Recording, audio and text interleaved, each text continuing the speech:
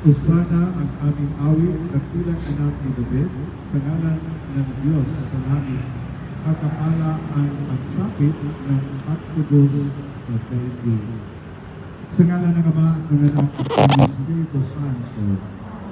Sumainyo ang Panginoon.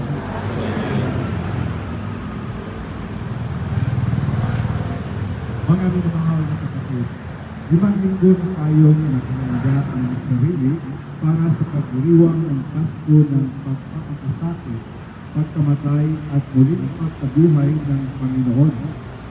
Sinikap natin unawain at tuparin ang ating pananagutan sa Diyos at sa kapwa-tao, alinsunod sa aral at halimbawa ni Jesucristo.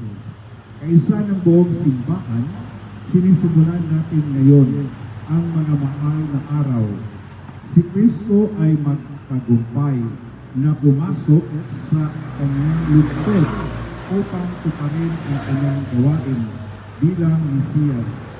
Taimtim natin alalahanan ang pag-aaral niya ng sarili para sa kapwa at sundan natin siya ng may buhay ng pananampalataya. Kaisa niya sa pagdurusa sa krus, tayo nawa